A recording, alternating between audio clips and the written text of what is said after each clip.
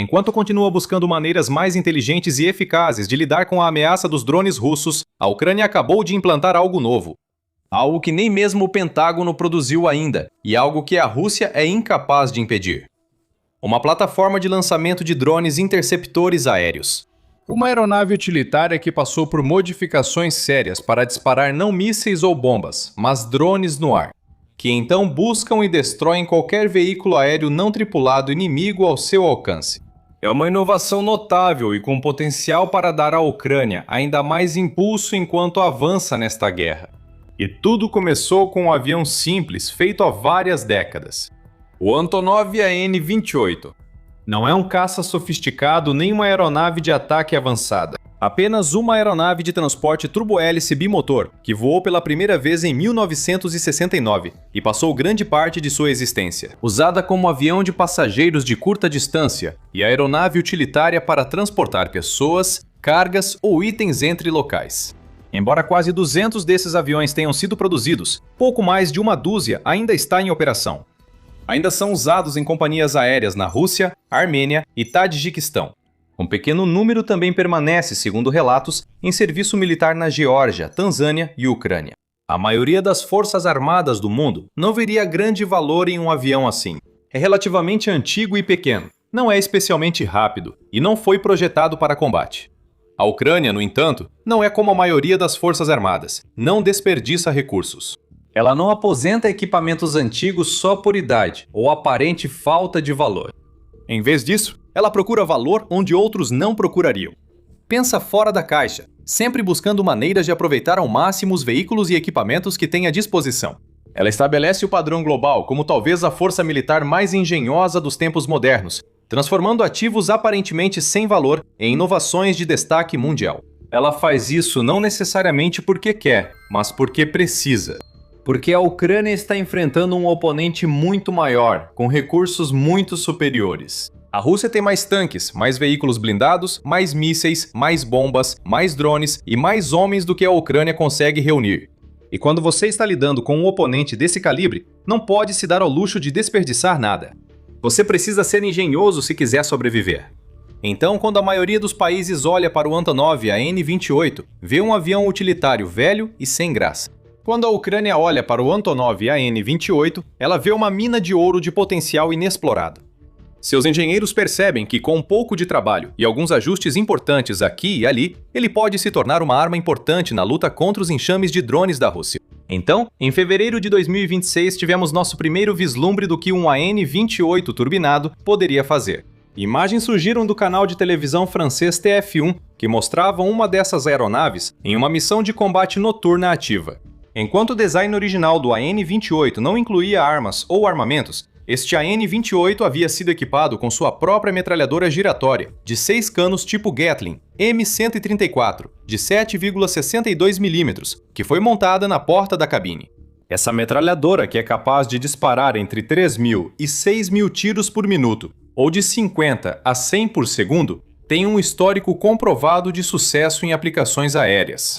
Ela vinha de fábrica no corrente alternada, 47 Spuk, por exemplo, assim como em várias canhoneiras aéreas de tiro lateral, mas foi usada historicamente para atingir alvos no solo. No AN-28, porém, a Ucrânia tinha um tipo diferente de alvo em mente: drones russos.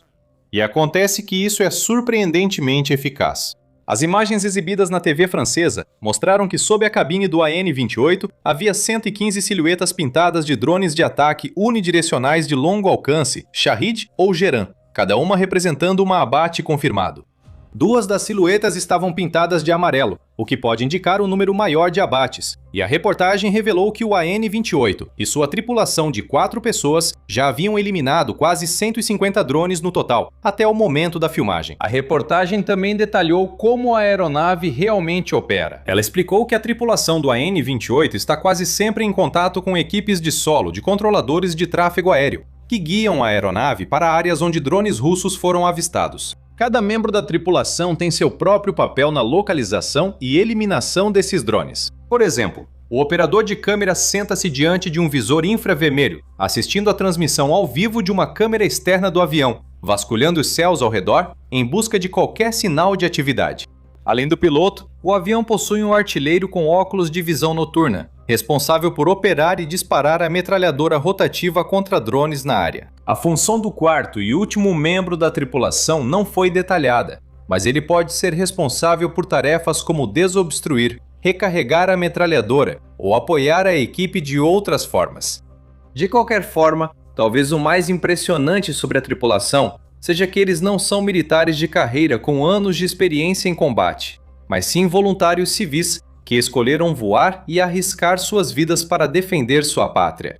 E cada decolagem pode ser a última deles, porque o AN-28 não foi feito pensando em guerra, muito menos em guerra do século XXI. Com seus mísseis hipersônicos e drones kamikaze, que conseguem eliminar aviõezinhos como este num piscar de olhos. Bastaria apenas um míssil de cruzeiro russo ou um drone acertando o lugar certo para fazer essa aeronave despencar. E a Rússia está aumentando a aposta o tempo todo.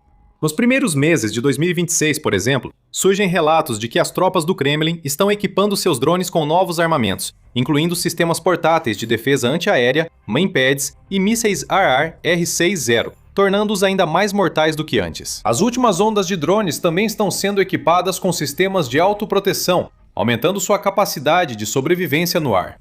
Mas a Rússia não é a única fazendo melhorias. A Ucrânia segue aprimorando seu equipamento. A metralhadora rotativa foi só o começo. Agora, o AN-28 foi transformado em uma plataforma de drone interceptador. Isso foi revelado em um vídeo compartilhado em abril de 2026 pelo piloto ucraniano e voluntário Dimur Fatkulin, que tem um histórico de mostrar algumas das inovações aeronáuticas mais extraordinárias da Ucrânia. O vídeo revela que um AN-28 foi equipado com um conjunto de pontos de fixação sob as asas, nos quais dois tipos diferentes de drones interceptadores foram montados, o Skyfall P1SAM e o Merops AS-3 Surveyor. O P1SAM é um dos drones interceptadores mais utilizados e eficazes no arsenal ucraniano. Ele tem um formato quase como o de uma bala, com uma estrutura modular impressa em 3D. Ele pode atingir velocidades máximas de cruzeiro de cerca de 300 km por hora, ou 185 milhas por hora, mas é capaz de viajar significativamente mais rápido se necessário, com uma velocidade máxima de cerca de 450 km por hora, ou 280 milhas por hora. Isso é rápido bastante para que esse interceptador alcance e destrua quase qualquer vante que a Rússia use.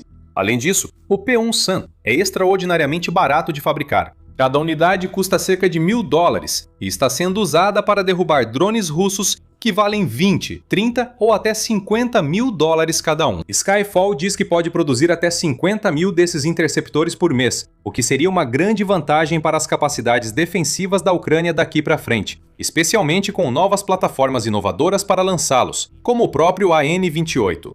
O outro drone visto no avião era o Merops AS-3 Surveyor.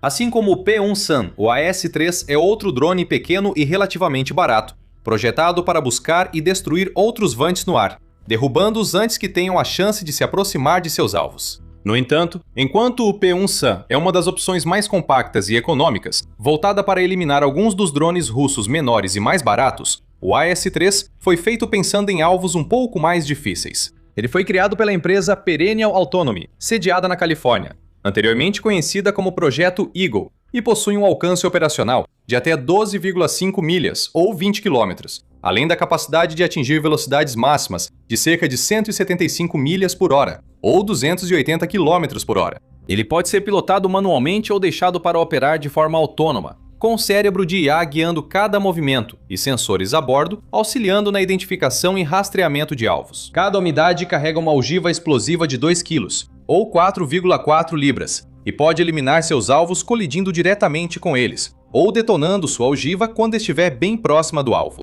A Ucrânia tem usado sistemas Merop desde 2024, e alguns desses drones também foram enviados para aliados dos Estados Unidos e da OTAN, como Polônia e Romênia, como parte da Operação Sentinela do Oriente, para reforçar as defesas ao longo do flanco leste da aliança. De acordo com o Exército dos Estados Unidos, cada AS-3 custa cerca de 15 mil dólares, embora esse valor possa ser reduzido para até 3 mil dólares, se a produção for ampliada e otimizada. Isso tornaria ainda mais fácil e barato para a Ucrânia carregar seu A-28, decolar e abater drones russos um por um, sem gastar quantias colossais de dinheiro no processo. Mas antes de vermos exatamente como o AN-28 lança seus interceptadores e as vantagens únicas que isso traz, ainda tem mais por vir.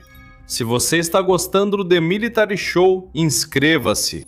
Agora, as imagens de abril de 2026 do AN-28 mostram os interceptadores em ação. Vemos a tripulação do avião avistar e confirmar um drone hostil na área antes de lançar um dos seus P-1 Suns. O interceptador avança instantaneamente em direção ao seu alvo, detonando bem perto do alvo para derrubá-lo do ar. Tudo em questão de segundos.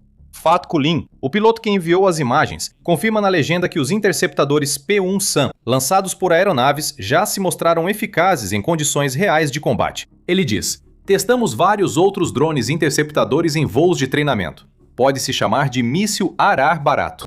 Fatko Lin também observa que, até abril, o AN-28 já derrubou 222 drones russos, usando sua metralhadora rotativa, e agora tem potencial para abater centenas a mais graças a essa modificação tão importante. Porque ser capaz de lançar drones a partir de uma aeronave é extremamente vantajoso para a Ucrânia, de mais de uma forma.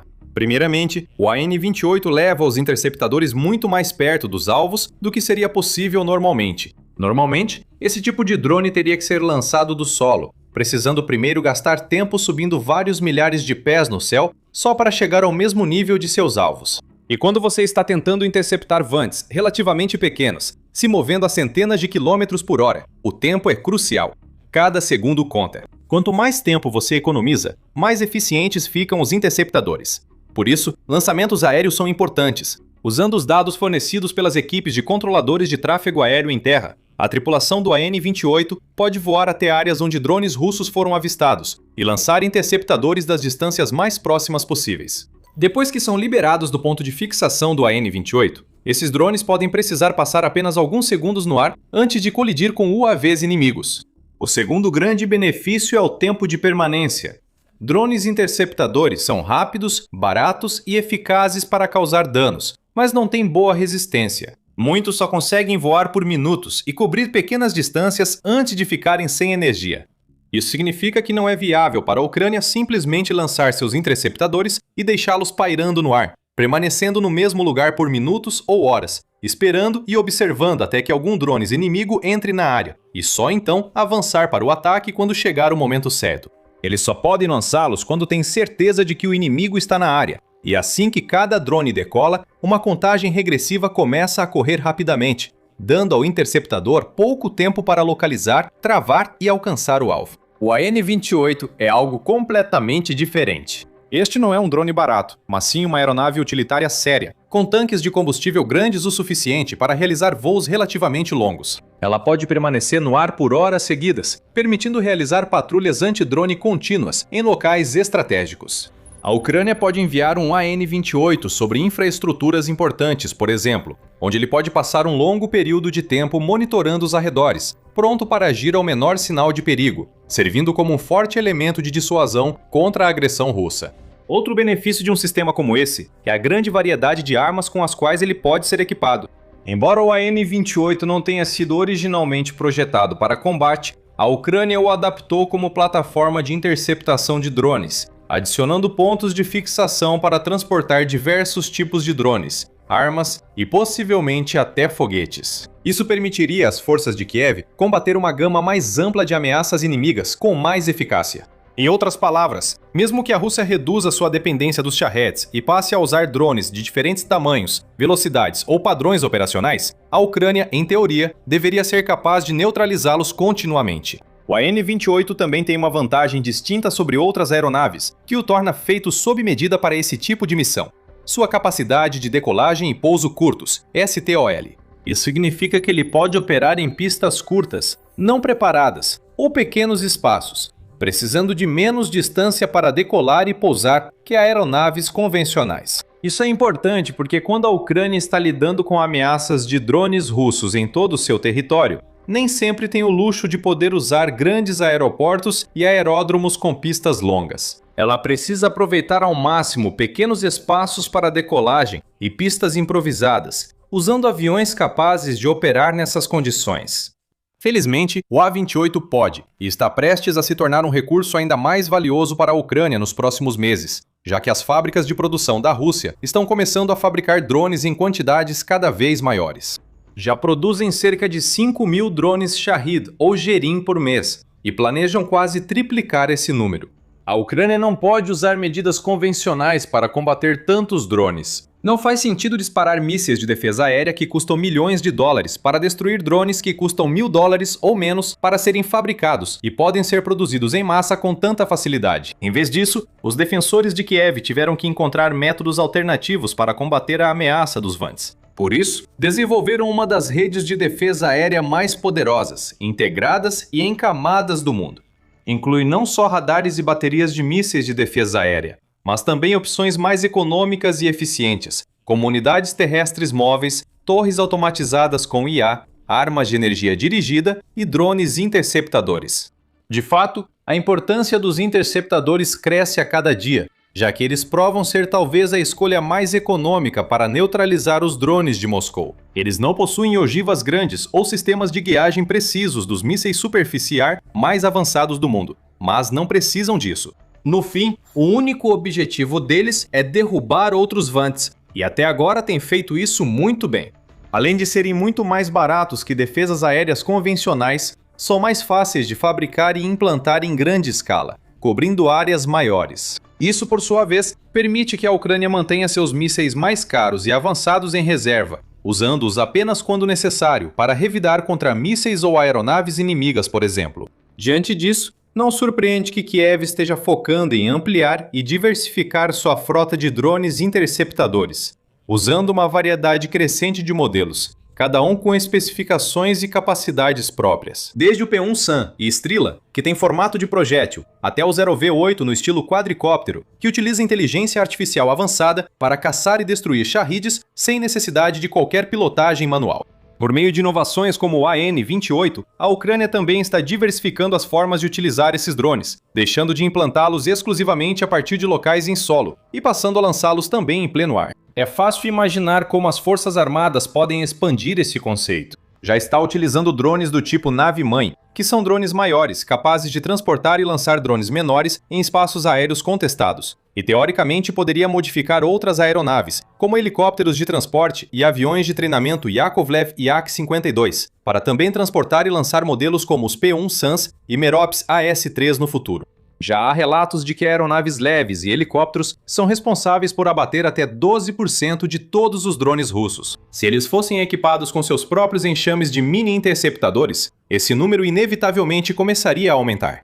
Resta saber até onde a Ucrânia vai levar essa ideia, mas o AN-28 é uma prova clara de que ela funciona. O que antes parecia ser uma aeronave velha, comum e totalmente inofensiva, foi transformada em uma plataforma destrutiva de lançamento de drones, mais um poderoso nó na rede de defesa aérea cada vez mais complexa que protege o céu, os civis e a infraestrutura da Ucrânia. Mais um sinal da incrível capacidade do país de ver o que outros não veem, fazer o que outros não fariam e inovar de formas surpreendentes, conquistando pequenas, mas vitais vantagens sobre o oponente. Com radares de última geração vasculhando seus céus e grandes estoques de mísseis extremamente precisos e rápidos, prontos para interceptar qualquer ameaça inimiga que ousasse entrar em seu espaço aéreo, a Rússia achava que estava segura. Estava errada. Após anos de trabalho árduo e esforço concentrado, a Ucrânia destruiu a rede de defesa aérea do Kremlin. Seus ataques direcionados abriram brechas e corredores para drones e mísseis passarem, e deixaram os ativos e a infraestrutura russos sem proteção. Locais antes fortemente protegidos agora estão vulneráveis, com pontos em todo o país sendo explodidos e incendiados por armas ucranianas. Com o enfraquecimento das defesas aéreas russas, os ataques ucranianos se tornam mais devastadores, colocando Vladimir Putin em uma situação cada vez mais difícil e possivelmente sem saída. Levou muito tempo para chegar a esse estágio.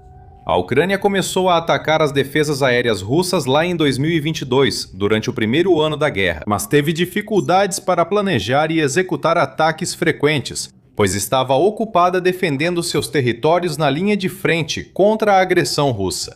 Mas, com o passar dos anos, a intensidade inicial da guerra começou a diminuir um pouco, e a Ucrânia conseguiu se estabilizar. A indústria de defesa nacional evoluiu, com empresas criando uma gama cada vez maior e mais devastadora de drones e mísseis. As estratégias também evoluíram, com comandantes de Kiev sempre superando inimigos e surpreendendo-os. E assim, com o passar dos anos, começaram a surgir lenta mas seguramente relatos de cada vez mais ataques contra ativos de defesa aérea russos, como sistemas de radar e plataformas de lançamento de mísseis, às vezes avaliados em milhões ou até bilhões de dólares. No começo, esses ataques eram importantes e impactantes, mas não mudavam muito a longo prazo, pois a Rússia tinha grande estoque de defesas aéreas e podia substituir facilmente as perdidas ou danificadas. Com o tempo e o aumento das perdas, o estoque russo caiu e os comandantes se enfrentaram problemas mais difíceis, com mais pontos cegos e falhas defensivas em todo o território. Enquanto isso, a Ucrânia continuou aumentando a intensidade, realizando ataques em maior número a cada ano que passava. 2025, por exemplo, foi um ano recorde para a Ucrânia em termos de danos e destruição das defesas aéreas russas. Com drones de longo alcance, as forças armadas ucranianas causaram prejuízo estimado em 4 bilhões de dólares aos ativos inimigos, eliminando alvos como centros logísticos, conjuntos de radares e baterias antiaéreas. Não só nas frentes e territórios ocupados, mas também em regiões no interior da Rússia, a centenas de quilômetros do combate. Em um comunicado divulgado no início de 2026, o Serviço de Segurança da Ucrânia, SBU, resumiu os efeitos desses ataques escrevendo: essas operações tiveram um efeito sistêmico. Eles abriram corredores pelo sistema multicamadas de defesa aérea russo, permitindo a passagem segura de drones ucranianos de longo alcance até o interior inimigo, atingindo bases militares, depósitos de munição, aeródromos e outros alvos estratégicos. E quando 2025 chegou ao fim, a Ucrânia não diminuiu a pressão. Ela aproveitou sua vantagem. No início de 2026, a Ucrânia lançou dezenas de ataques devastadores contra as defesas aéreas russas, enfraquecendo ainda mais a capacidade do país de se defender e minando as alegações do Kremlin sobre seus supostos sistemas defensivos líderes mundiais. Em janeiro, por exemplo, um radar 9S-32M1, que faz parte do sistema de defesa aérea S-300V da Rússia, foi destruído. Em janeiro, as forças ucranianas atacaram o campo de teste central interforças de mísseis Kapustin Yar, na região de Astrakhan, na Rússia, com danos confirmados a uma instalação onde mísseis balísticos eram montados, mantidos e testados. Em março, a Ucrânia comemorou ainda mais ataques bem-sucedidos contra ativos de defesa aérea, como um lançador móvel russo S-400 Triumph e um sistema de defesa aérea Buk M3. Estes são apenas alguns exemplos, com registros mostrando que a Ucrânia realizou mais de 40 ataques confirmados somente no primeiro trimestre de 2026. Isso incluiu 25 ataques a sistemas de radar e outros 19 a plataformas de lançamento. Segue uma lista de todas as plataformas de lançamento que a Ucrânia atingiu e destruiu nesse período, segundo o analista de inteligência de fontes abertas Clement Molin. 6 sistemas Buk, incluindo tanto lançadores quanto veículos transportadores carregadores das variantes Buk M1, M2 e M3. 5 sistemas Tor, incluindo tampas variantes convencionais Tor M1 e M2, além do raro Tor Ártico M2DT, que foi projetado especificamente para suportar temperaturas extremamente baixas e operar em condições árticas. 5 sistemas Pantsir de canhão e míssil de curto alcance, incluindo as variantes S-1 e S-2. Um desses sistemas foi destruído por um drone ucraniano FP2 de alta capacidade, carregando uma impressionante ogiva de 100 kg ou 220 libras. E também vale ressaltar que um dos Pantsir destruídos pela Ucrânia era um modelo único, que nunca havia sido visto em combate antes, e estava montado em um chassi bielorrusso, MZKT 7930.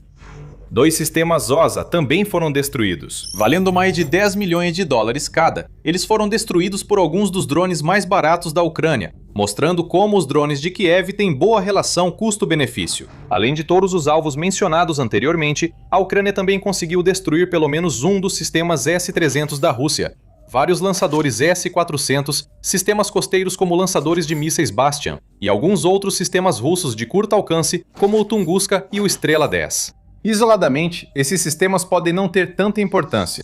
Os comandantes russos não ficariam necessariamente muito abalados, por exemplo, ao perder uma ou outra plataforma de lançamento aqui e ali. Quando dezenas são destruídas com frequência, isso vira um problema grave que o Kremlin não pode ignorar, como aponta o especialista em defesa aérea Thomas Nagy. Acumular sucessos táticos suficientes já é altamente relevante no nível operacional. E essas são só as plataformas de lançamento. Molin e outros analistas de inteligência de fontes abertas também encontraram evidências que apoiam a destruição de 25 diferentes sistemas de radar nos primeiros meses de 2026, incluindo os radares de rastreamento 92N6A e 92N6E, que servem efetivamente como os olhos do sistema de defesa aérea S-400.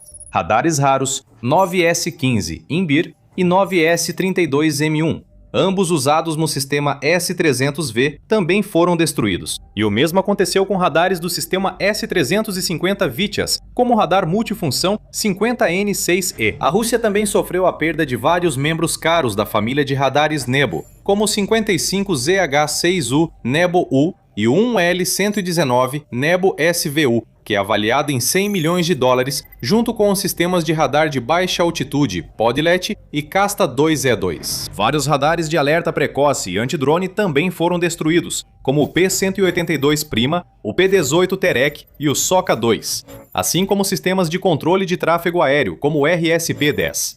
Alguns desses radares e plataformas de defesa aérea são da era soviética, outros mais recentes, e muitos estão entre as melhores opções da Rússia para defender seu espaço aéreo e infraestrutura. Mas eles estão sendo sistematicamente eliminados do mapa, e parece que há muito pouco que a Rússia possa fazer a respeito. Apesar da propaganda do Kremlin e declarações sobre sistemas como S-400 e Buk M3, nenhum deles parece confiável ou resistente para suportar ataques de drones da Ucrânia. Quanto mais a Ucrânia destrói esses sistemas, maior sua vantagem. Nag descreve isso como um tipo de efeito queijo suíço, afirmando: "Você tem um queijo muito sólido, mas há buracos dentro.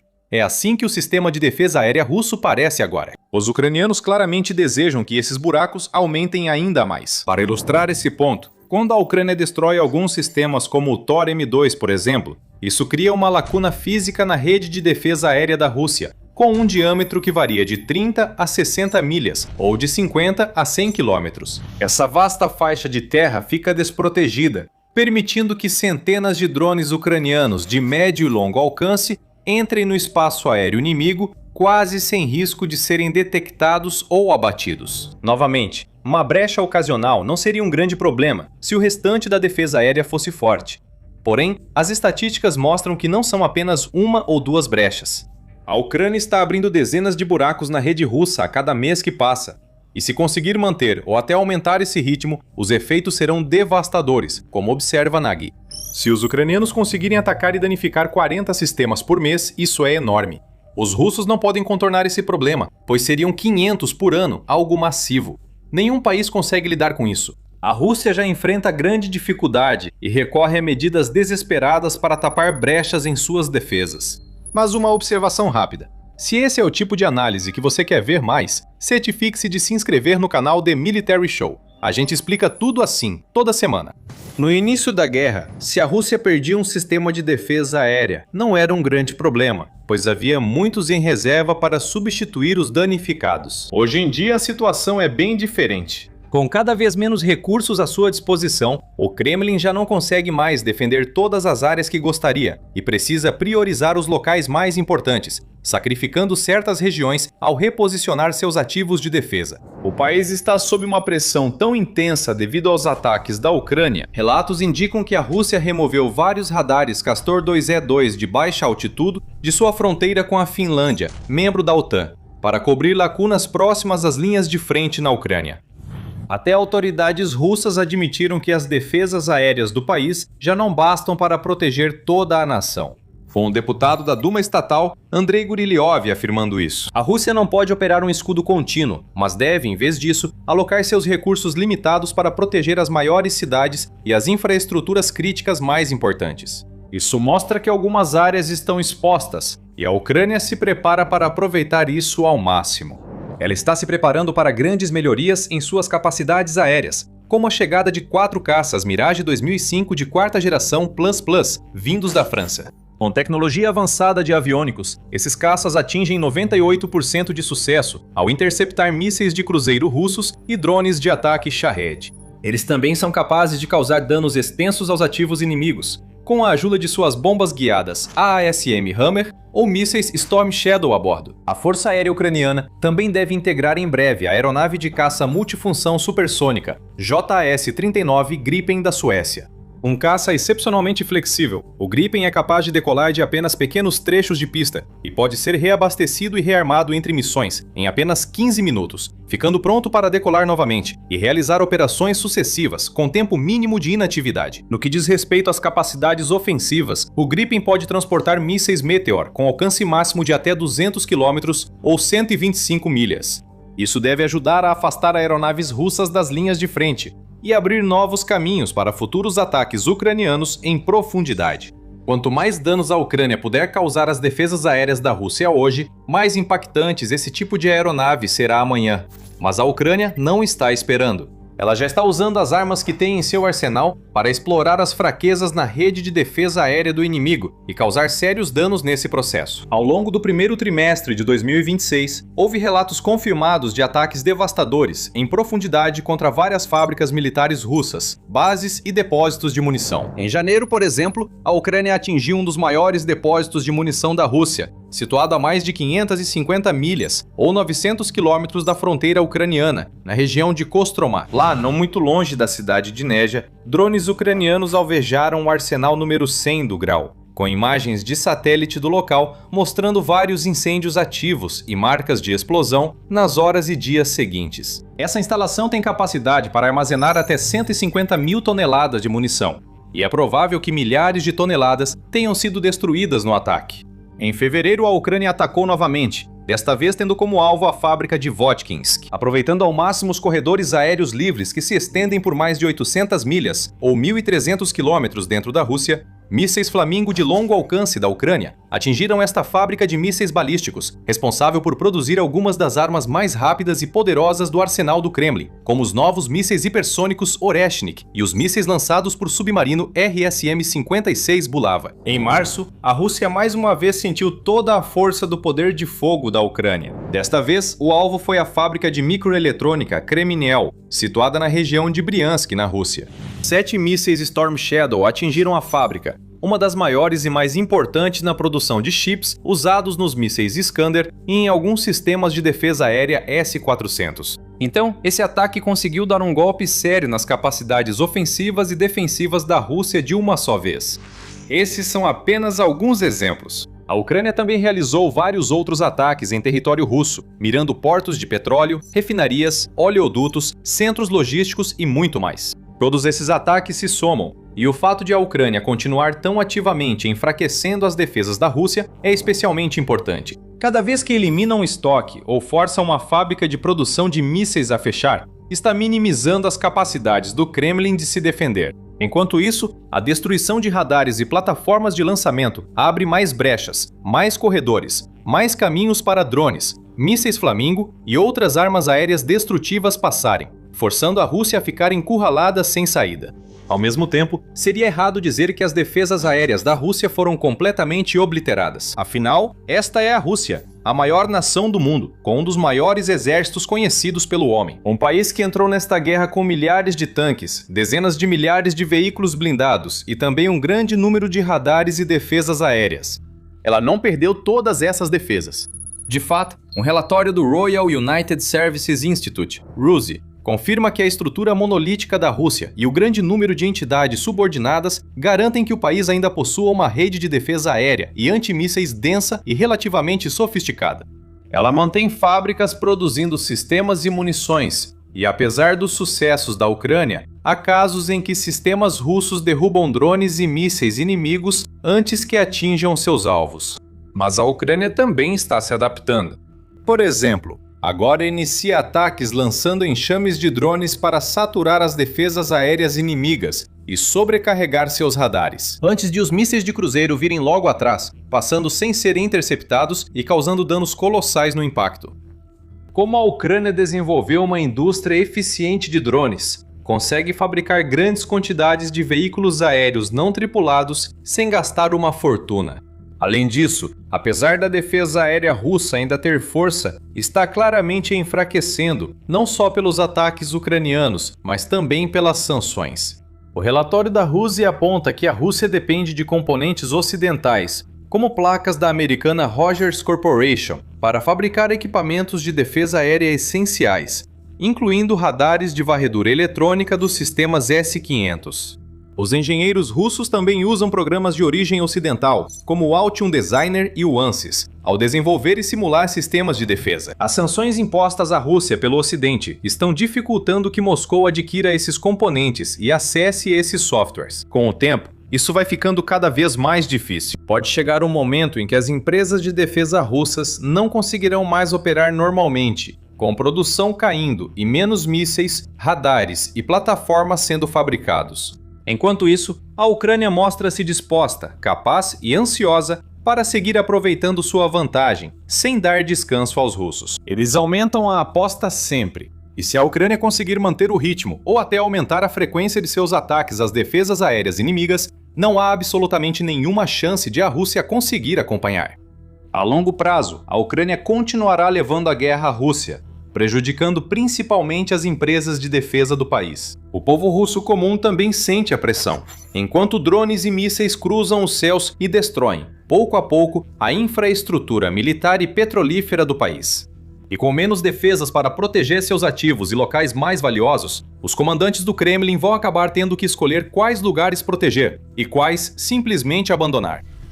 A Rússia não deveria apenas vencer essa guerra, era para ser algo inevitável. Mais tropas, mais poder de fogo, mais de tudo. Até hoje, Moscou repete que a Ucrânia vai ceder.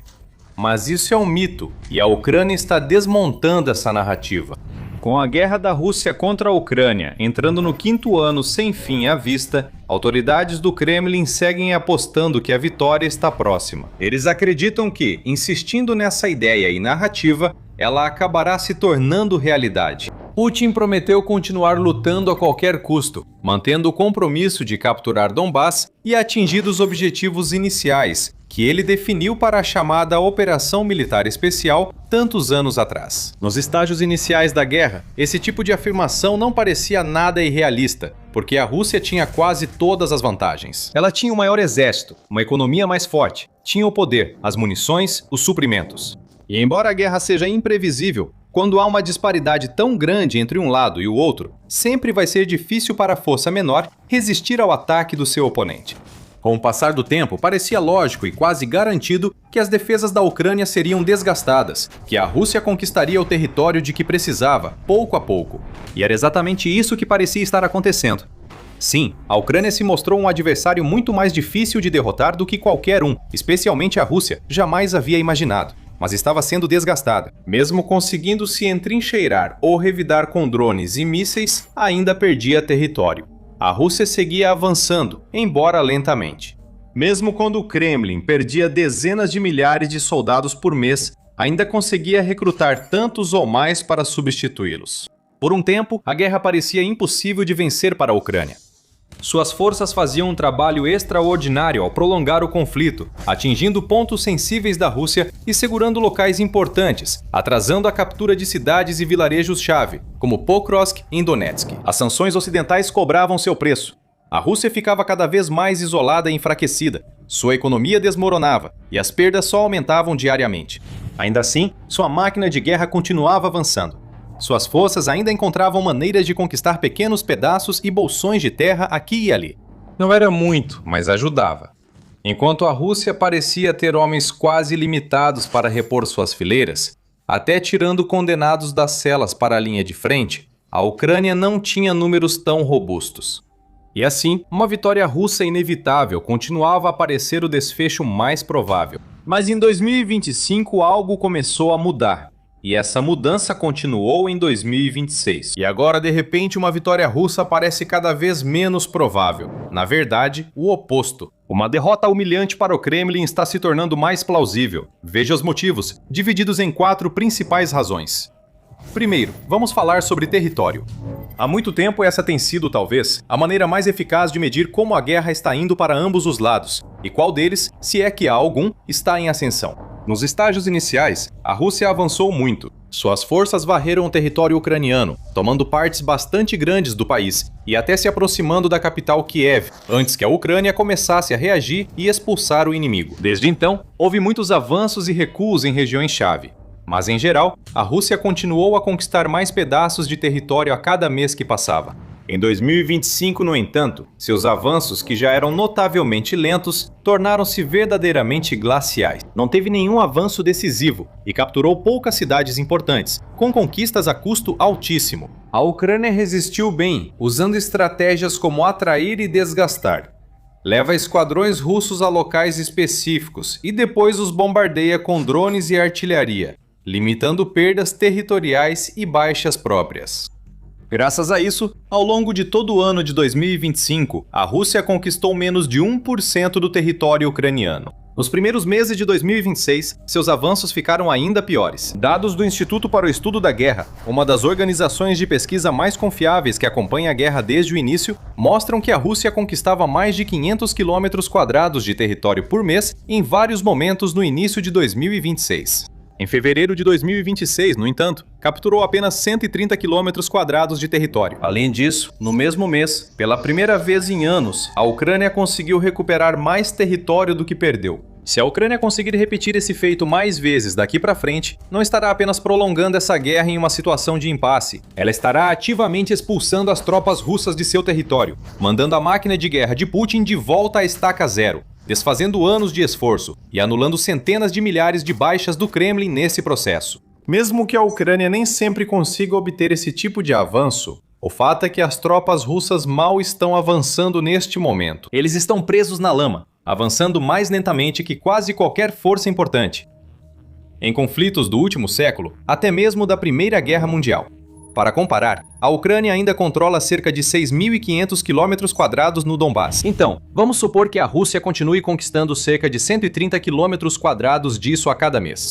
Levaria vários anos a mais de uma guerra desgastante, de atrito e cara, só para finalmente conseguir controlar essa região em particular. Ainda restariam muitos quilômetros da Ucrânia.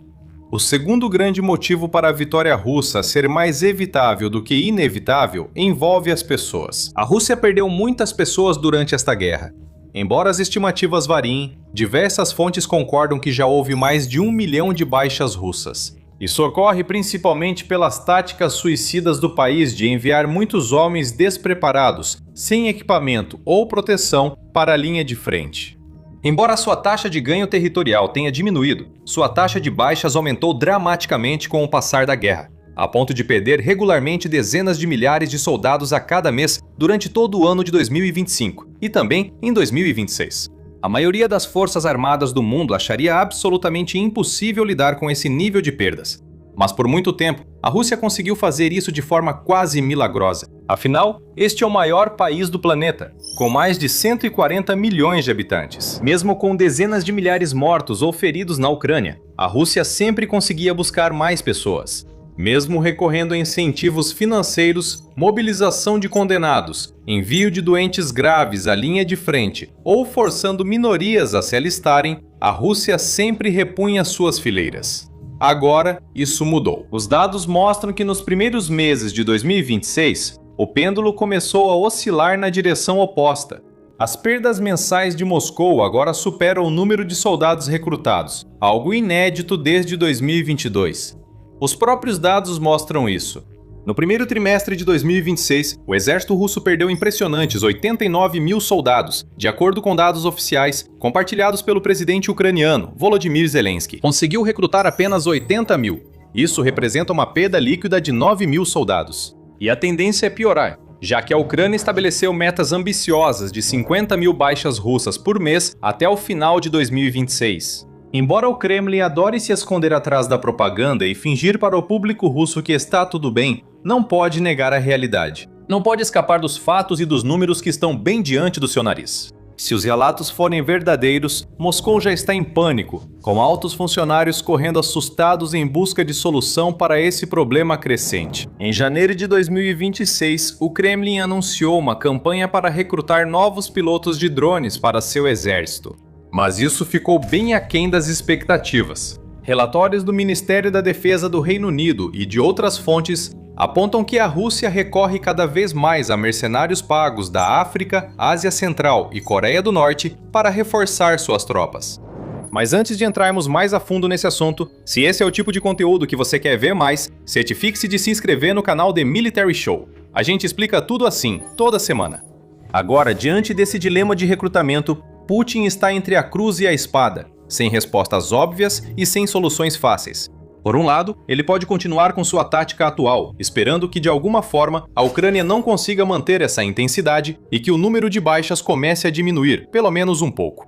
Enquanto isso, ele pode recorrer a mercenários e medidas desesperadas para compensar as perdas do exército. Mas isso é um grande risco, já que não há sinais de que a Ucrânia vá desacelerar ou reduzir o ritmo tão cedo. Na verdade, parece ainda mais provável que o número de baixas da Rússia comece a aumentar de forma ainda mais dramática nas próximas semanas e meses. Se o país não mantiver o número de tropas, será muito difícil manter intensidade nas linhas de frente. Isso indica que seus ganhos territoriais vão desacelerar ainda mais, e suas forças podem recuar em áreas importantes, enquanto a Ucrânia se reorganiza e explora a fraqueza do inimigo.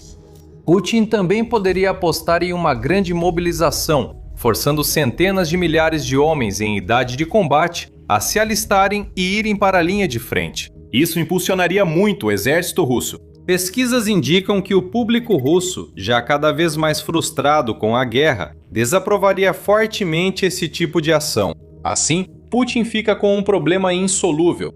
E esse não é o único. O que nos leva ao terceiro fator principal por trás da crescente improbabilidade de uma eventual vitória russa: o fato de a Ucrânia ter levado a guerra para dentro da Rússia como nunca antes. Quando o conflito começou, poucos imaginavam que a Ucrânia conseguiria se defender, muito menos revidar contra a Rússia em seu próprio território. Com o tempo, a Ucrânia surpreendeu o mundo ao resistir, manter posições e iniciar ataques além de suas fronteiras, inclusive em regiões da Rússia. Isso começou de forma lenta e modesta. Sabotagens isoladas e ataques de drone ocorreram, mas logo ficaram mais frequentes. De repente, regiões da Rússia começaram a se sentir inseguras. Lugares como aeródromos, fábricas de produção militar, bases de comando e refinarias de petróleo ficaram à mercê da Ucrânia. Drones, bombas e mísseis caíam sobre eles. Explosões ecoaram, incêndios começaram a se espalhar. Alvos foram danificados e bens destruídos. Primeiro milhões, depois bilhões de dólares em equipamentos e infraestrutura foram destruídos. E com o tempo, a situação da Rússia só piorava. Em 2025, a Ucrânia passou a focar na infraestrutura de petróleo inimiga, percebendo que prejudicar a economia petrolífera de Putin poderia forçar o presidente russo a negociar e encerrar a guerra. Embora Putin não tenha demonstrado qualquer disposição para negociar um acordo de paz realista com Zelensky até agora, ele está sentindo o impacto de todos esses ataques de drones e mísseis. Relatórios recentes indicam que até 40% da capacidade de exportação de petróleo da Rússia foi afetada após ataques de drones a refinarias e portos no Báltico. Oleodutos e tanques de combustível foram atingidos várias vezes, com incontáveis galões de petróleo pegando fogo. A indústria do petróleo é a espinha dorsal da economia russa. Quando esse osso se quebra, todo o país sofre. E é exatamente isso que aconteceu aqui. Com menos petróleo produzido e exportado para seus poucos parceiros, a Rússia sente a pressão. Sua economia não deve colapsar totalmente, mas está perto de uma crise séria. O Fundo Nacional de Riqueza caiu muito desde antes da guerra, e o conflito consome parte crescente do orçamento federal anualmente. Isso não é sustentável, principalmente se os ataques da Ucrânia continuarem ou piorarem. O que nos leva diretamente ao quarto ponto: o contraste entre os dois exércitos em 2026.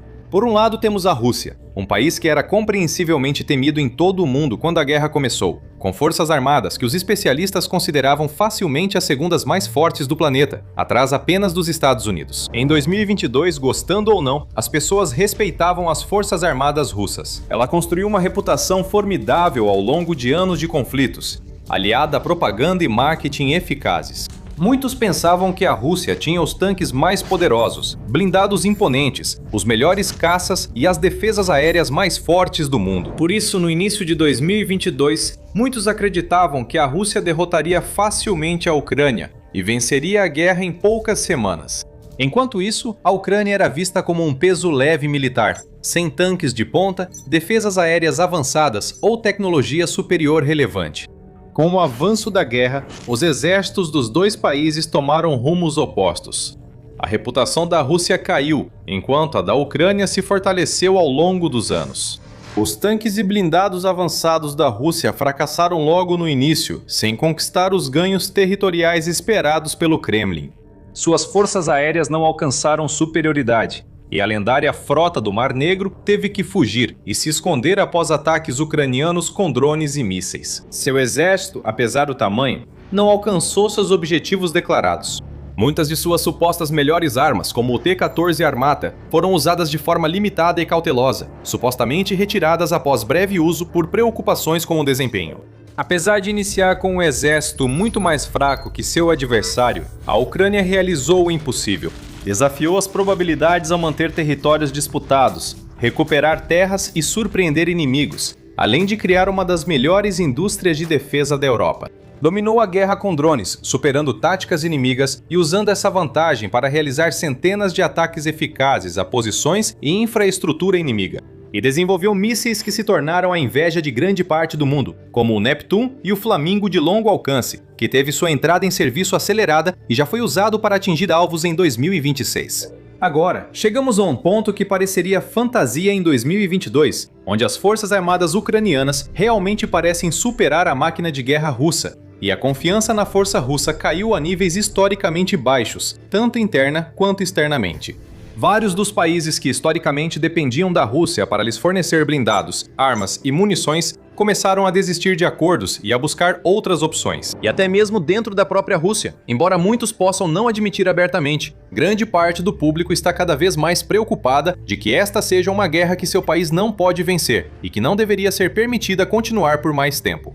De fato, uma pesquisa recente mostrou que 67% dos russos, um número recorde, acham que é hora de negociações de paz e do fim do conflito. Outra pesquisa, divulgada pela agência de mídia estatal TASS, também constatou que 75% dos russos confiam em Putin atualmente. Apesar de parecer alto, esse é o menor número desde o início da guerra. É provável que estejam inflados, dado que a TASS tem fama de divulgar propaganda pró-Kremlin. Somados, esses fatores colocam a Rússia na pior posição em que esteve em décadas. Seu exército mal está avançando, suas baixas estão disparando, seu recrutamento está fracassando, sua reputação está abalada, sua economia está em crise, e seu povo já não tem mais nenhuma fé de que tudo isso vai dar certo de alguma forma. Isso não significa que a guerra esteja prestes a acabar, pois Putin é muito teimoso e continuará sua conquista a qualquer custo. Ele parece disposto a levar todo o seu país à ruína, numa tentativa desesperada e fracassada de salvar as aparências.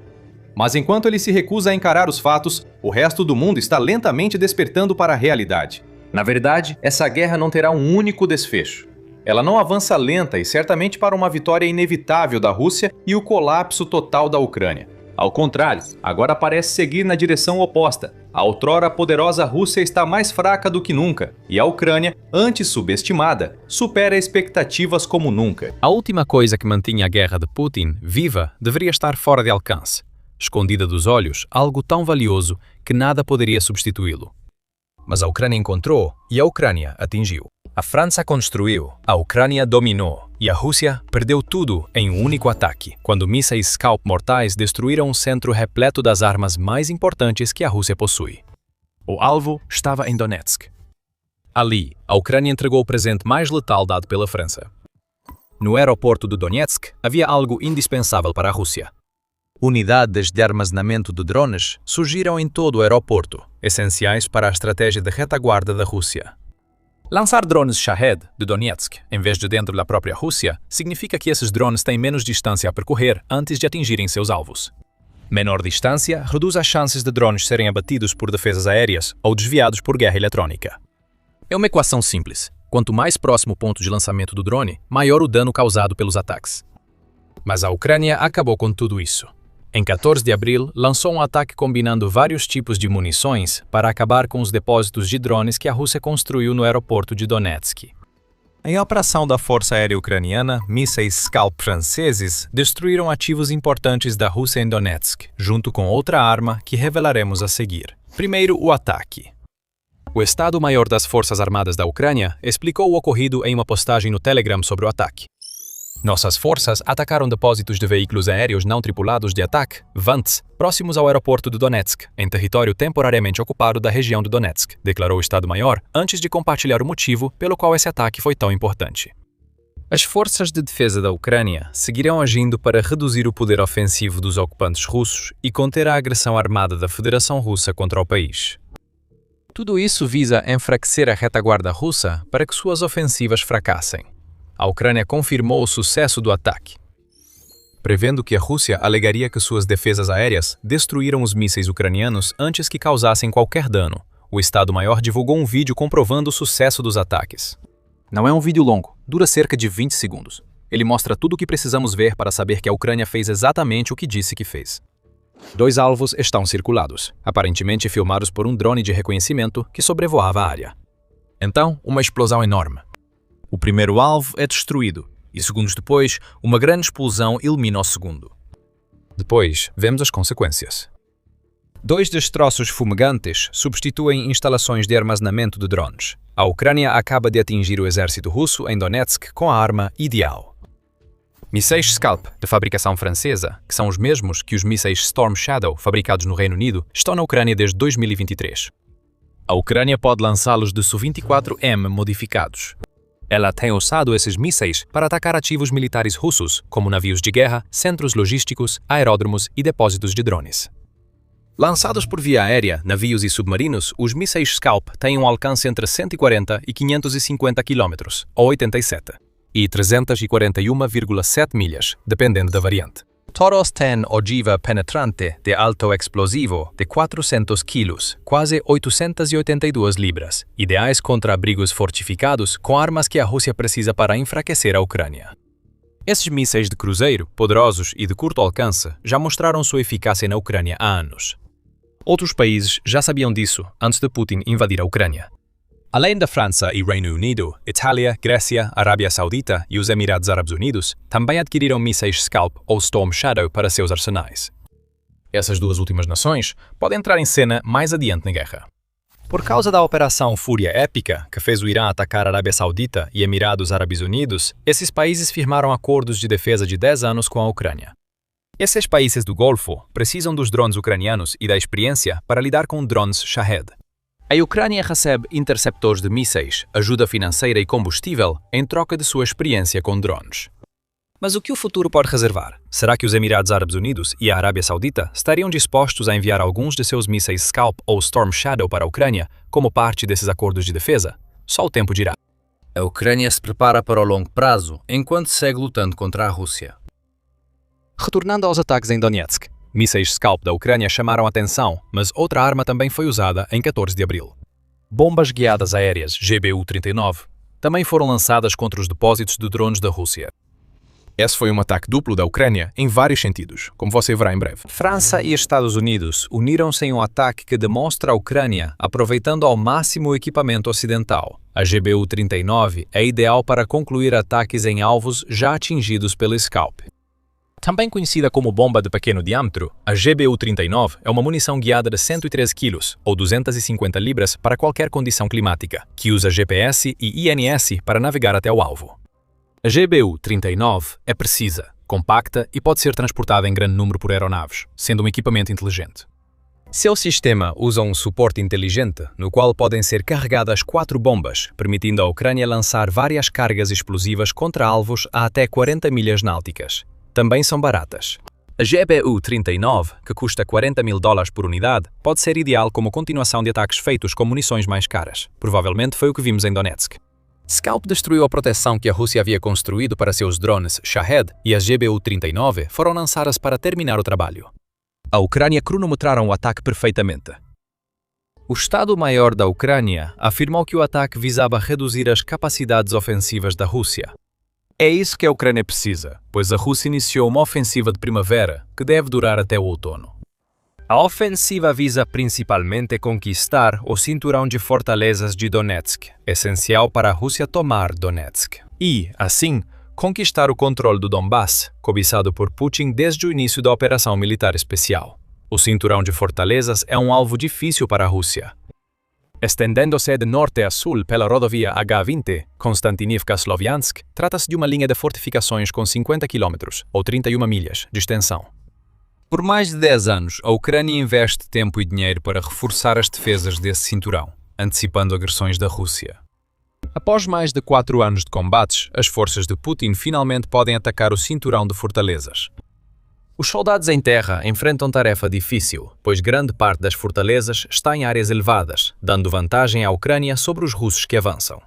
Com drones, a Ucrânia identifica e elimina soldados nas zonas de morte ao redor das cidades fortificadas.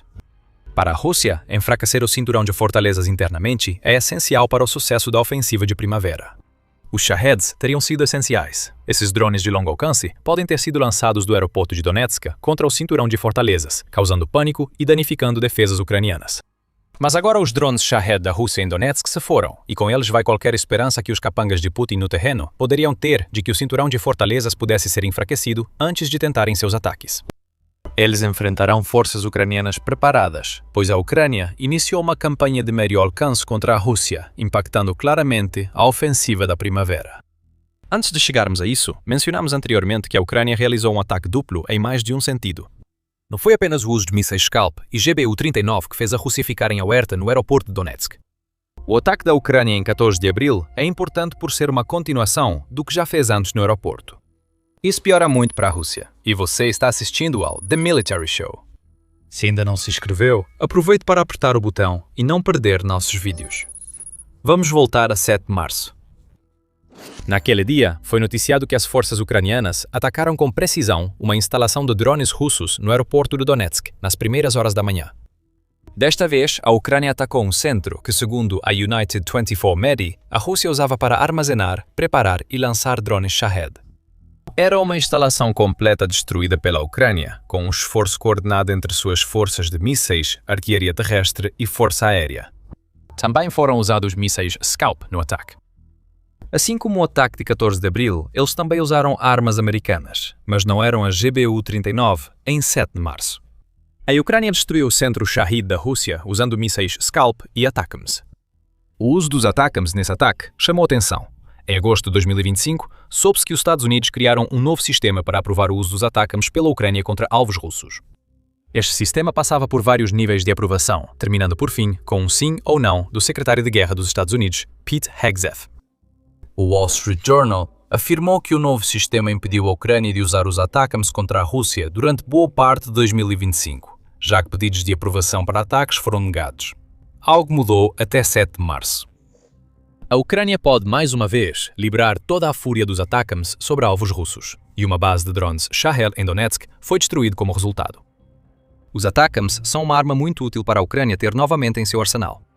O míssil balístico de curto alcance, os ATACMS, podem percorrer entre 165 e 300 km, ou 102 e 186 milhas, dependendo do bloco utilizado. Rápido o bastante para escapar das defesas aéreas russas, o míssil pode receber ogiva de alto explosivo ou de explosão e fragmentação, esta última liberando entre 300 e 950 submunições no alvo.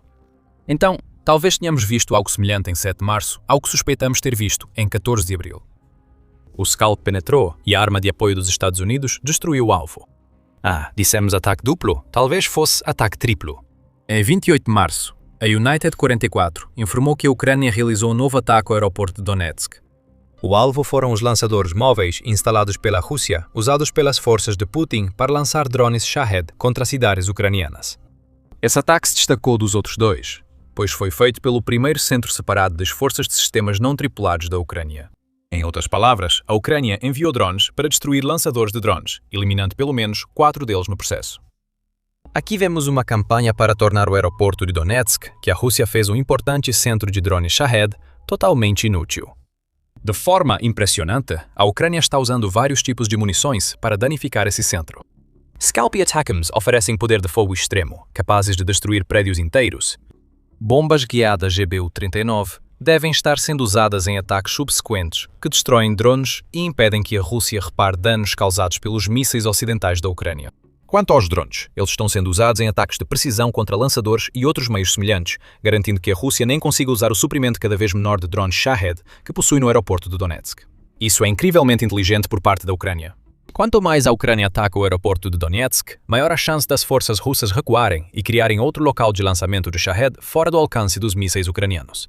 E se os locais de lançamento do Shahed tiverem que ser recuados ainda mais, todas aquelas vantagens de poder lançar de locais mais próximos da Ucrânia, que mencionamos anteriormente, vão desaparecer.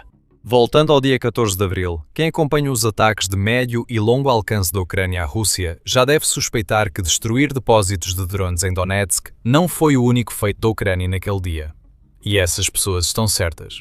Outros ataques focaram em alvos nas áreas ocupadas da Ucrânia, junto com o ataque que ganhou manchetes contra os Shaheds russos.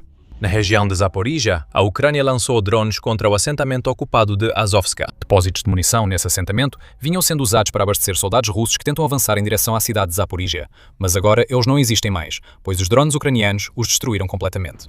De volta a Donetsk, a Ucrânia também atacou Ozuv e Kulikivska. Depósitos de munição foram novamente alvo, parte da estratégia ucraniana para enfraquecer a ofensiva russa de primavera. Ao eliminar os Shahids, paralisa-se a estratégia russa de longo alcance. Destrua os depósitos de munição e as tropas russas atacarão desarmadas, tornando-se alvos fáceis dos drones nas zonas de morte da Ucrânia. Isso faz parte de uma estratégia de desgaste que funciona bem para a Ucrânia em 2026. No front dos drones de longo alcance, a Ucrânia está fazendo tudo o que pode para superar a Rússia, em termos de quantidade de drones lançados e do volume de alvos que esses drones atingem.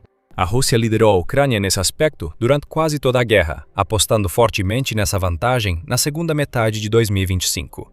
No final daquele ano, a Rússia estava lançando em média mais de 5.000 drones do tipo Shahed por mês contra a Ucrânia, atingindo 5.298 em outubro, 5.447 em novembro e 5.131 em dezembro.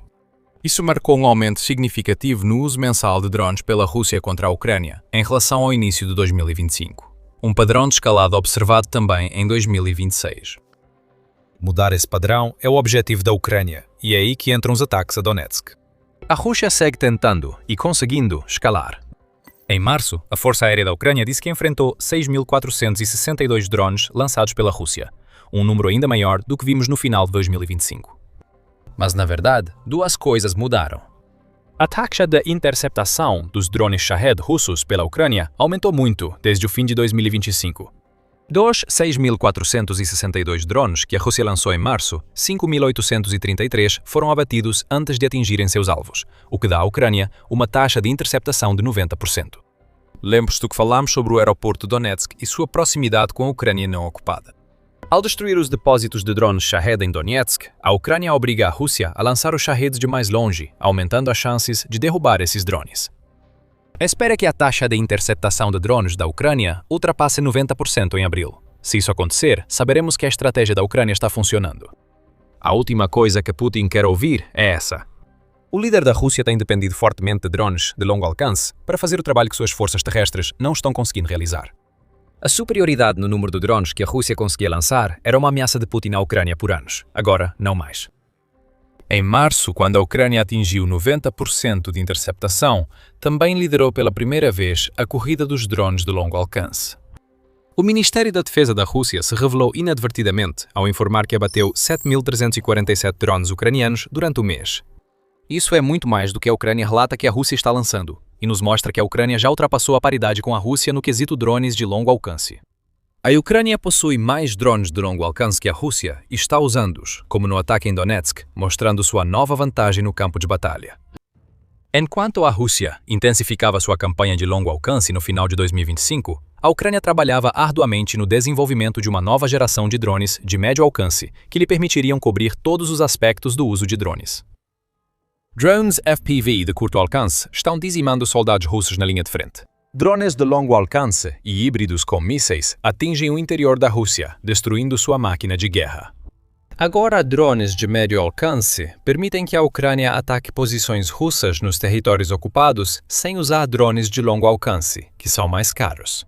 Drones de médio alcance, junto a mísseis ocidentais e bombas guiadas, todos de alcance similar, causam estragos na retaguarda imediata russa. Ataques de médio alcance da Ucrânia atingem territórios ocupados nas fronteiras da Rússia com mais frequência e força sem precedentes. Os números favorecem a Ucrânia. Agora, ao lançar mais mísseis contra depósitos de drones russos em Donetsk, a Ucrânia aposta mais em uma vantagem com drones que era da Rússia até então. Outro ponto do que a Ucrânia fez em 14 de abril merece destaque. Os ataques ucranianos demonstram coordenação excepcional e crescente habilidade em usar diversos tipos de munição para causar máximo dano à Rússia. Isso ocorre em Donetsk, onde a Ucrânia usou mísseis e bombas guiadas para destruir depósitos de drones e drones para destruir depósitos de munição. São vários métodos de ataque usados juntos, indicando alta coordenação entre departamentos das Forças Armadas da Ucrânia. O que isso significa é que a Ucrânia pode expandir o alcance geral de seus ataques, o que coloca uma enorme pressão sobre as defesas aéreas da Rússia. Onde posicionar essas defesas e quais alvos devem focar? A Ucrânia está obrigando a Rússia a responder essas perguntas em tempo real durante os ataques. Frequentemente, diz que a Rússia distribui demais suas defesas aéreas, permitindo ataques ucranianos a vários alvos. Se concentrar a defesa em um ponto, outro fica vulnerável. As forças de Putin acabam em situação sem saída. A Ucrânia só avançará na criação dessas situações conforme aprimora seus drones de médio alcance, permitindo mais ataques com mísseis e bombas guiadas. Putin achava que já tinha visto tudo da Ucrânia, mas a situação dos soldados russos só piora no campo de batalha. Os Estados Unidos criaram uma das armas mais poderosas do mundo, e a Ucrânia agora derrota soldados russos com ela. Sem muito alarde, a Ucrânia acabou de adicionar casualmente um dos canhões de artilharia mais temidos do mundo ao seu arsenal, e isso tornou todas as armas da Rússia inúteis. A própria Ucrânia nunca esperava por isso. A Rússia não fazia ideia de que isso estava por vir. Graças ao que os Estados Unidos criaram há décadas, a Ucrânia agora possui uma arma devastadora para tentar pôr fim à guerra da Rússia. A arma em questão é o obuseiro autopropulsado M110 de 203 mm, que foi entregue à 52ª Brigada de Artilharia das Forças Armadas da Ucrânia. Segundo a mídia United 24, a própria brigada confirmou a chegada da arma e destacou que ela está se integrando bem à artilharia ucraniana de fabricação nacional, que está destruindo a ofensiva russa de primavera. Nosso equipamento inclui o obuseiro autopropulsado 2S-22 Badana, sistemas de lançamento múltiplo de foguetes RM-70 Vampire e o M110A de 203 mm. A 52ª anunciou casualmente, em uma postagem nas redes sociais em 2 de abril, quase tratando o M110 como detalhe secundário, mas não é. Você vai entender por que a chegada desse canhão de artilharia na Ucrânia mudará em breve o campo de batalha. Primeiro, é preciso perguntar: como a Ucrânia conseguiu obter obuseiros N-110? Esta arma da Guerra Fria foi oficialmente aposentada pelo exército dos Estados Unidos, então seria improvável que a Ucrânia obtivesse uma.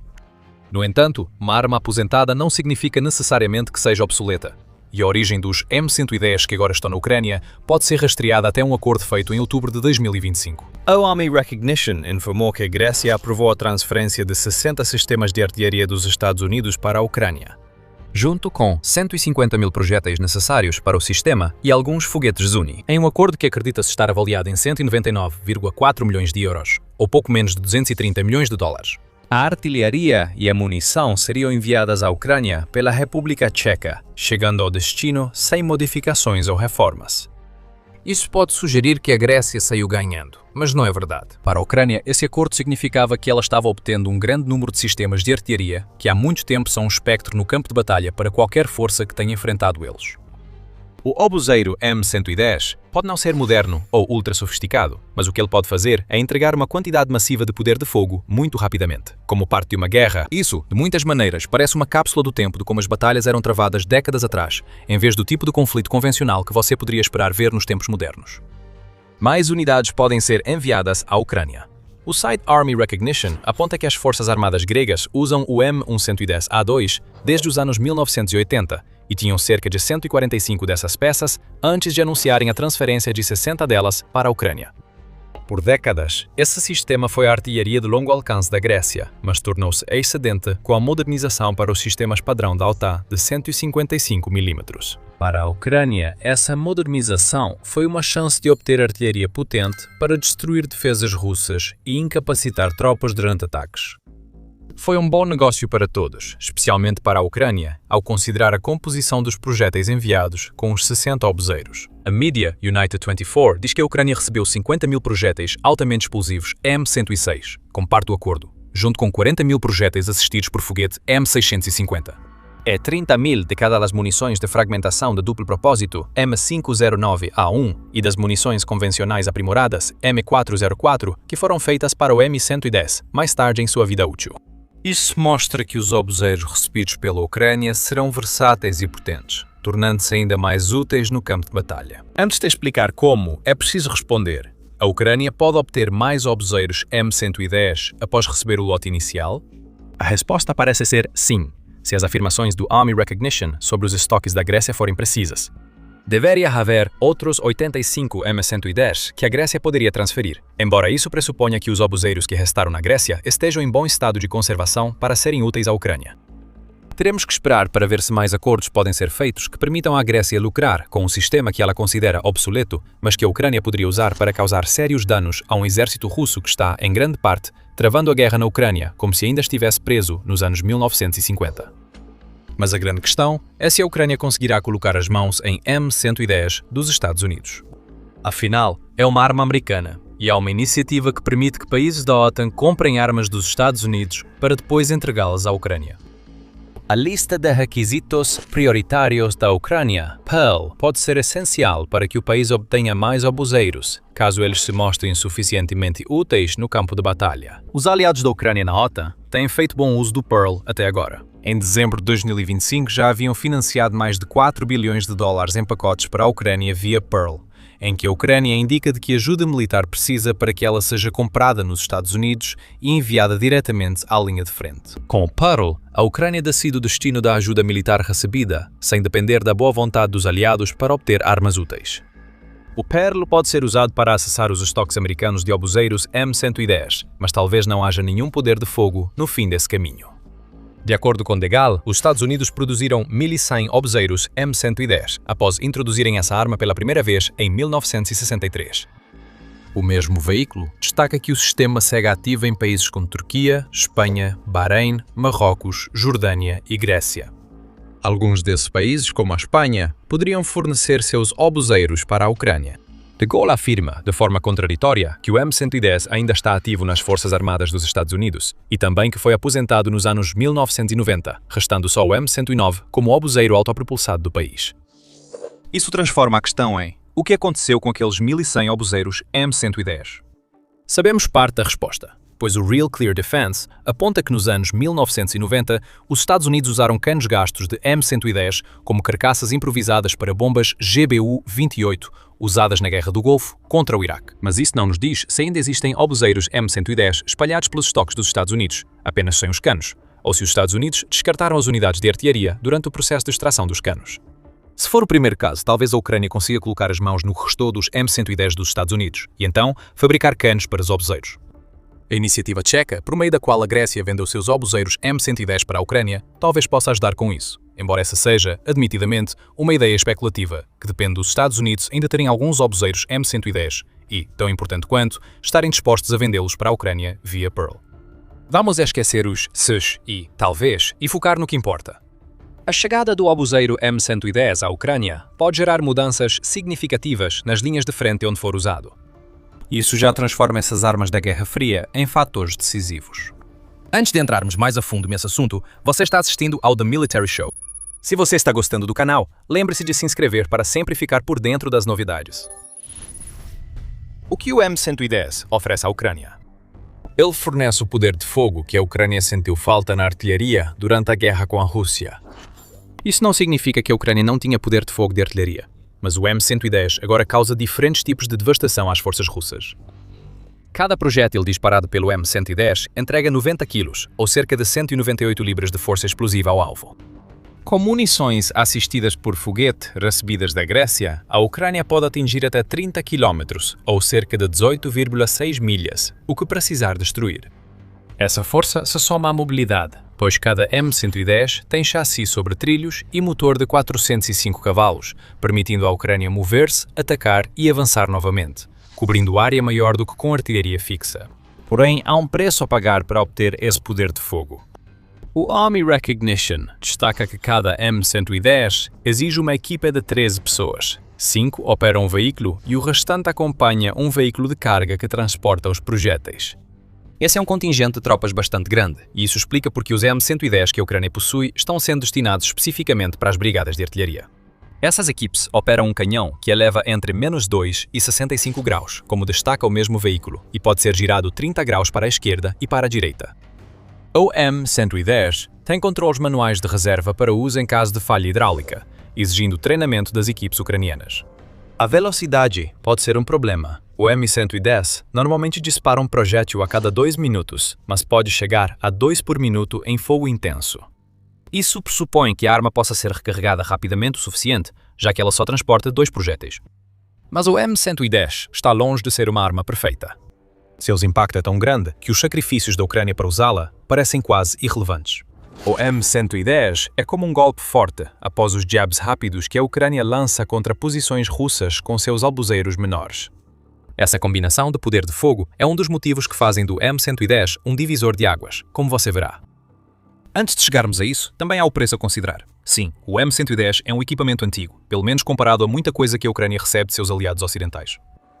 Mas há um motivo para a Ucrânia pagar por 60 deles, em vez de pedir que a Grécia doasse suas antigas unidades de artilharia. Só em munições, os 230 milhões de dólares que a Ucrânia gastou equivalem a pouco mais de 1.500 dólares por cada projétil de alto poder. E isso presumiria que a Ucrânia recebeu os 60 M110 de graça.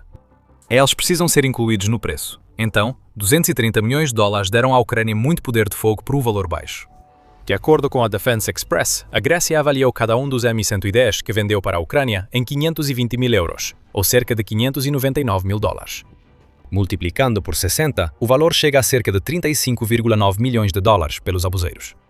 Isso reduz o custo por projétil para a Ucrânia para menos de 1.300 dólares. A Ucrânia só precisa atingir alguns tanques e concentrações de tropas com seus M110, e a artilharia praticamente se paga. Esse retorno sobre o investimento é enorme para um país com grandes dificuldades financeiras após 4 anos de guerra com a Rússia. Essas dificuldades vão diminuir quando a Ucrânia receber o empréstimo de 105 bilhões de dólares prometido pela União Europeia. A BBC diz que a primeira parcela desse empréstimo pode chegar à Ucrânia já em abril, embora o plano do governo de gastar 112 bilhões de dólares em 2026 ainda deixe um déficit de cerca de 45 bilhões. Tudo o que a Ucrânia puder fazer para reduzir seus custos e causar o máximo de prejuízo financeiro à Rússia é positivo. Os M110 baratos recém-recebidos se encaixam nessa estratégia. Além disso, há a versatilidade que o M110 oferece. É nesse momento que a situação se complica para a Ucrânia e a Rússia. A 52ª Brigada de Artilharia, que recebeu o primeiro lote de M110, ganha uma arma que complementa as já usadas em ataques contra as forças da Rússia. A brigada já conta com o Bodana, fabricado no país, para ataques de precisão a posições russas distantes. Esse tipo de artilharia é ideal para atingir centros de comando e controle, depósitos de munição e outros alvos estáticos na retaguarda, dos quais a Rússia depende em ataques contra as defesas da Ucrânia. O RM-70 Vampire também integra o arsenal da brigada, sendo usado para ataques em larga escala contra equipamentos e tropas, ideal para enfrentar investidas mecanizadas russas. O M110 amplia isso ao fornecer grandes quantidades de poder de fogo para as brigadas de artilharia da Ucrânia, mencionadas anteriormente. Com o abuseiro americano, a 52ª Brigada de Artilharia pode atingir alvos de alto valor e fortificados que o RM-70 Vampire não destrói. Isso permite ao Badana atingir alvos mais distantes que o M110, oferecendo uma abordagem de artilharia mais escalonada para a Ucrânia. O Vampiro elimina unidades e equipamentos de assalto, o M110 destrói alvos fortificados na retaguarda, e o Badana devasta a retaguarda russa, enfraquecendo futuros ataques e facilitando sua destruição. Atualmente, a 52ª Brigada de Artilharia da Ucrânia atua no leste do país, fornecendo apoio de fogo e realizando operações de contrabateria, segundo o Militani. Essa brigada enfrenta a logística russa, onde os M110 também podem ajudar. A Defense Express acrescenta que a brigada atua nos setores de Kharkiv e Kramatorsk, onde os M110 já devem estar em combate. A segunda dessas duas localidades é muito importante. Kramatorsk é uma das 4 grandes cidades do cinturão de fortalezas de Donetsk, que se estende por cerca de 50 km ou 31 milhas ao longo da rodovia H20 Konstantinivka-Sloviansk. No norte desse cinturão, essa cidade deve resistir ao máximo para que a Ucrânia a use para destruir forças russas durante a tentativa de Putin de tomar Donetsk e, assim, o Donbass ucraniano. Kramatorsk já era um inferno para as forças invasoras russas, depois que a Ucrânia passou mais de uma década reforçando suas defesas após a campanha original de agressão da Rússia em 2014. Com os M110 em ação, qualquer concentração de tropas ou alvos fortificados ligados ao avanço russo para tomar a cidade terá de lidar com um enorme poder de fogo para o qual não está preparado. Isso mostra como a Ucrânia deve estar usando seus M110 agora. Mas ela possui 60 desses abuseiros, e é improvável que a 52ª Brigada de Artilharia tenha todos. Há mais na reserva e a versatilidade que o M110 traz, devido à variedade de projéteis, abre muitas outras oportunidades para a Ucrânia. Veja as zonas de morte na Ucrânia. Elas se estendem por quilómetros, cheias de drones e defesas, e já devastam as forças de Putin. A mídia United 24 explica bem o motivo ao mostrar, em um material visual explicativo, o que há em uma zona de morte típica. algo assustador para soldados russos. Essas zonas de morte têm medidas anti-tanque e anti-pessoal para destruir tudo que tente atravessá-las. Além dos drones que patrulham os céus, há minas, valas anti-tanque e dentes de dragão para deter os blindados russos. Soldados que tentaram avançar a pé enfrentam quilómetros de arame farpado, drones e redes de túneis construídas pela Ucrânia para facilitar emboscadas contra russos infiltrados. O que tudo isso tem a ver com os M110? As zonas de morte da Ucrânia justificam o nome, cheias de carne e metal, dos ataques russos em todas as frentes. Seu objetivo secundário é impedir o acesso de forças terrestres russas a certas áreas. Em vez de atravessar, essas forças precisam contornar. É aí que a artilharia entra em ação. Por meio de uma implementação inteligente de suas zonas de morte, a Ucrânia pode direcionar os soldados russos para espaços abertos na vasta faixa de território entre as posições da Rússia e as defesas que os soldados do país querem atacar. Esse direcionamento resulta em emboscadas. A artilharia dispara enquanto drones FPV destroem blindados e soldados sem piedade. Agora imagine os M110 disparando projéteis de quase 90 quilos nesses pontos de emboscada. Nada que a Rússia enviar por terra teria chance. Esse é o futuro que espera a Rússia ao iniciar sua ofensiva de primavera contra a Ucrânia. As zonas de morte ficaram mais perigosas, já que a Ucrânia obteve equipamentos antigos que podem ser renovados, enquanto a principal tática da Rússia é enviar bucha de canhão e, ocasionalmente, blindados para romper as defesas ucranianas. Táticas tão antigas tornam o M110 não só viável, mas devastador contra a lenta ofensiva russa, que virou presa perfeita para esse predador. Um titã da Guerra Fria foi revitalizado na Ucrânia. Se a Rússia usar estratégias antigas, a Ucrânia agora possui uma arma para neutralizar as táticas de Putin. É provável que a Ucrânia encontre formas inovadoras de modernizar seus M110 agora que os possui. O país se destaca em modernizar equipamentos ocidentais, como mostra o que a Ucrânia faz com seus tanques M1 Abrams. Quer saber mais? Veja nosso vídeo sobre a atualização tão inovadora que até os Estados Unidos desejam. E se você gostou deste vídeo, não se esqueça de se inscrever no The Military Show para acompanhar mais da nossa cobertura sobre as armas mais recentes que a Ucrânia utiliza contra a Rússia. E como sempre, obrigado por assistir.